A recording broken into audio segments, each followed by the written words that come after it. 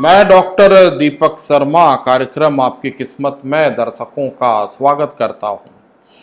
कार्यक्रम आपकी किस्मत और यूट्यूब चैनल के माध्यम से दर्शकों को ज्योतिष शास्त्र, वास्तु शास्त्र, ग्रह नक्षत्र और ऐसे ही विभिन्न पहलुओं की चर्चा हम पहले भी बताते आए हैं।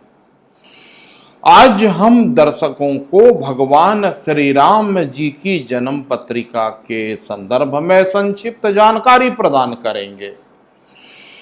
ज्योतिष शास्त्र में ऐसा विधान है कि किसी भी जन्म पत्रिका को बनाने के पहले भगवान श्री राम जी की जन्म पत्रिका को बनाया जाता है।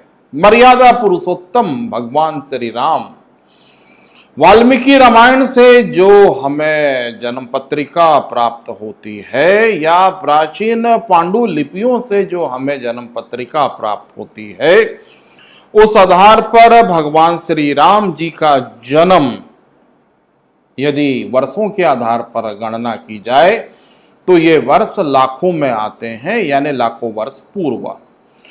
चैत्र शुक्ल पक्ष की नवमी की तिथि में हुआ था। भगवान श्री राम जी के जन्म उत्सव के रूप में ही श्री राम नवमी का पर्व मनाया जाता है। भगवान श्री राम जी का जन्म पुनर्वसु नक्षत्र के चतुर्थ चरण में हुआ था। बृहस्पति की महादशा थी, पुनर्वसु नक्षत्र का चतुर्थ चरण था। इसलिए ज्यादातर आप देखेंगे कि चैत्र शुक्ल पक्ष की नवमी में यह नक्षत्र जरूर पड़ता है और श्री राम नवमी का पर्व मनाया जाता है। यदि हम भगवान श्री राम जी की जन्म पत्रिका पर विचार करें तो कर्क लग्न और कर्क राशि की निर्मित होती है। भगवान श्री राम जी की जन्म पत्रिका के प्रथम भाव में बृहस्पति कर्क राशि में उच्च के हैं, वहीं चंद्रमा भी अपनी स्वराशि कर्क में है। भगवान श्री राम जी के प्रथम भाव में गज केसरी योग का भी निर्माण हुआ है, इसलिए ऐसा जातक राजकुल में जन्म लेता है और चक्रवर्ती सम्राट के तुल्य वो पद को प्राप्त करता है। भगवान श्री राम जी की जन्म पत्रिका के द्वितीय भाव को यदि देखा जाए तो वहां पे सिंह राशि आती है। सिंह राशि के स्वामी सूर्य देव दशम स्थान पर उच्च के होकर के बैठते हैं, अर्थात अत्यधिक धनवान और संपन्न परिवार में ऐसे जातक का जन्म होता है। यदि भगवान श्री राम जी के जन्म पत्रिका के तृतीय भाव को देखा जाए तो तृतीय भाव में राहु की उपस्थिति है और कन्या राशि आती है। कन्या राशि का राहु भगवान श्री राम को पराक्रमी बनाता है। ऐसे पराक्रम के स्वरूप ही भगवान श्री राम ने रावण का वध किया। जिस जातक के तृतीय भाव में राहु की उपस्थिति होगी वो जातक अत्यधिक पराक्रमी होगा। खास करके राजनीति में सफलता प्राप्त लोगों की कुंडली में तृतीय भाव का राहु देखा गया है। यदि हम चतुर्थ भाव की चर्चा करें तो भगवान श्री राम जी के चतुर्थ भाव में शनि देव तुला के हैं, यानी शनि देव अपने उच्च राशि में हैं। शनि देव की उच्च राशि होने के कारण सुख, समृद्धि, ऐश्वर्य और अचल संपत्ति के मालिक ये बने। इन्हें जो भी साम्राज्य प्राप्त हुआ उस साम्राज्य को प्राप्त होने में शनि देव की कृपा जरूर बनी रही। भगवान श्री राम जी की जन्म पत्रिका के पंचम भाव पर विचार किया जाए तो वृश्चिक राशि आती है और वृश्चिक राशि के स्वामी मंगल देव 7वें स्थान पर बैठे हैं। 5वें स्थान पर वृश्चिक राशि और वृश्चिक राशि के स्वामी अपने उच्च मकर राशि में सप्तम भाव में बैठे हैं। तो भगवान श्री राम का विवाह भी कुछ इसी रूप में हुआ।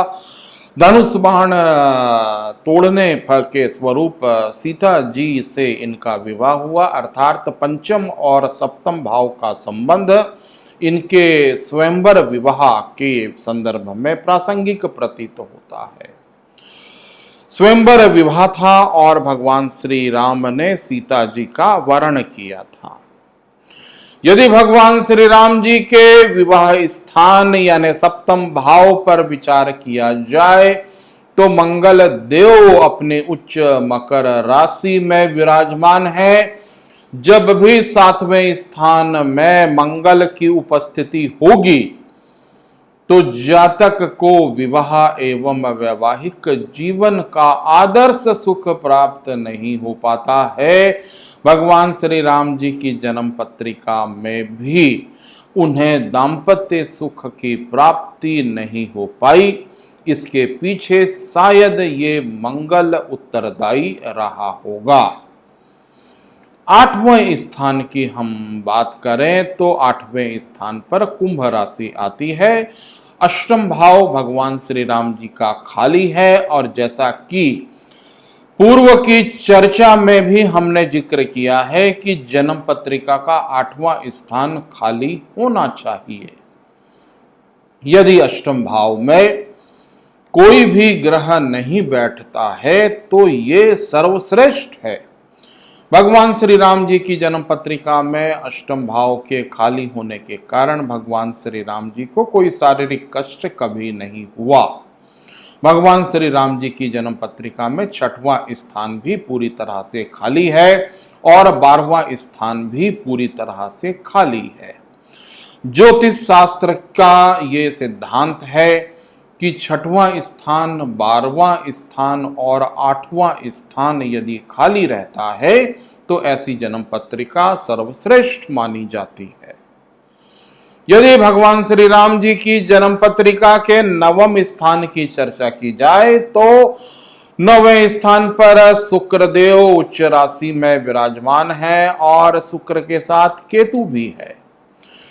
ये 9वां स्थान आपके पिछले जन्म के कर्मों के आधार पर निर्मित होता है।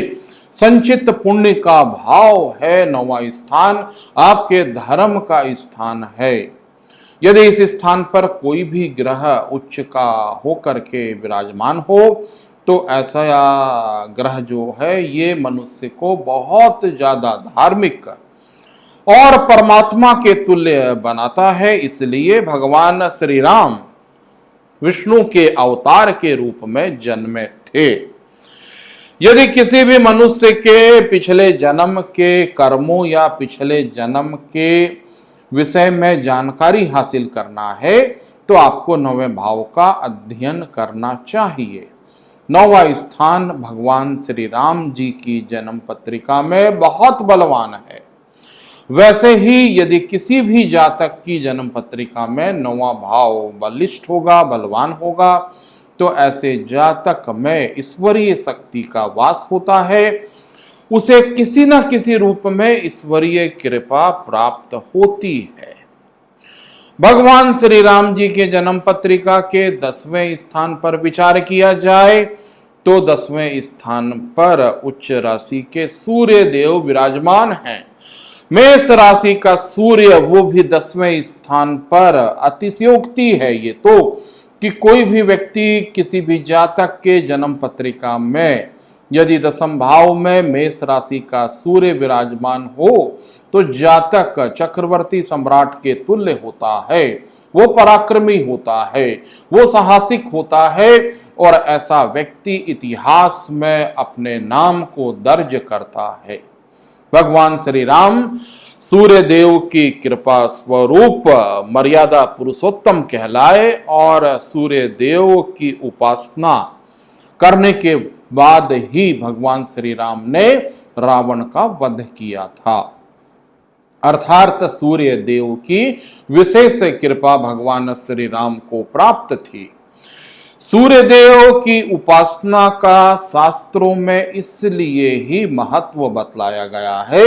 यदि आप सूर्य देव की उपासना करते हैं तो जिस तरह भगवान श्री राम ने अपने शत्रुओं पर विजय प्राप्त की थी उसी प्रकार शत्रुओं पर विजय आपको भी प्राप्त हो सकती है यदि आप प्रतिदिन सूर्योदय का दर्शन करें, सूर्य भगवान की उपासना करें और तांबे के लोटे से सूर्य भगवान को जल अर्पित करें। 11वां स्थान भगवान श्री राम जी की जन्म पत्रिका में यहां पर बुद्ध देव विराजमान है। ज्योतिष शास्त्रीय मान्यताओं के आधार पर लाभ स्थान पर कोई भी ग्रह कभी भी खराब नहीं होता है। 11वें स्थान में बुद्ध देव की उपस्थिति भगवान श्री राम को काफी ज्यादा लाभान्वित करी। 12वें स्थान की हम चर्चा करें तो मिथुन राशि आती है और 12वां स्थान भगवान श्री राम का खाली है, रिक्त है। इस स्थान पर कोई भी ग्रह विराजमान नहीं है। भगवान श्री राम जी की जन्म पत्रिका के अवलोकन से एक तथ्य सुस्पष्ट है। यदि आप ध्यान से देखिए तो नवग्रहों में से भगवान श्री राम जी की जन्म पत्रिका में 6 ग्रह उच्च एवं स्वराशिगत हैं।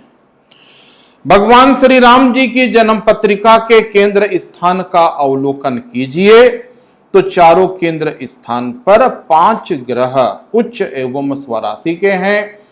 प्रथम भाव में बृहस्पति उच्च राशि का है, चंद्रमा स्वराशि का है। चतुर्थ भाव में शनिदेव उच्च राशि के हैं। दसम भाव में सूर्य देव उच्च राशि के हैं और सप्तम भाव में मंगल देव उच्च राशि के हैं। 5 ग्रह केंद्र स्थान पर ही उच्च राशि के हैं।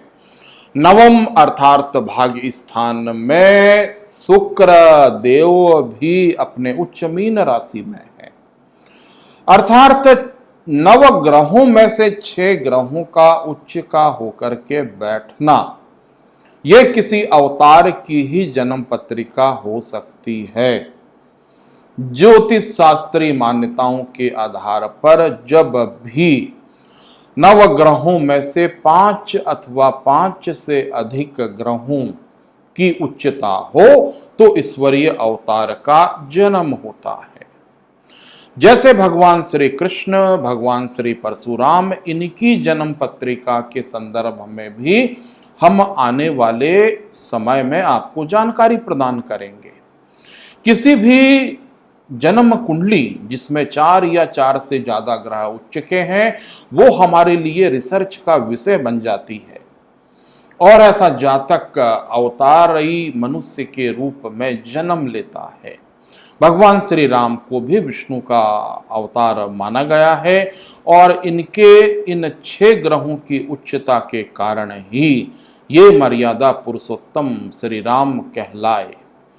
जब इनका वनवास हुआ था उस समय की संक्षिप्त चर्चा भी मैं अपने इस YouTube चैनल के माध्यम से करना चाहूंगा।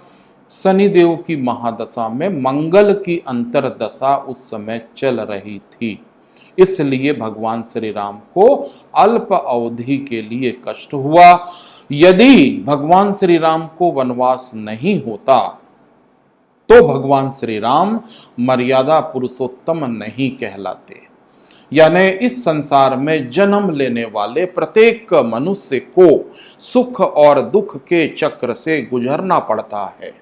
कोई भी जन्म पत्रिका पूरी तरह से संतुलित अथवा पूरी तरह से सुखी नहीं होती है।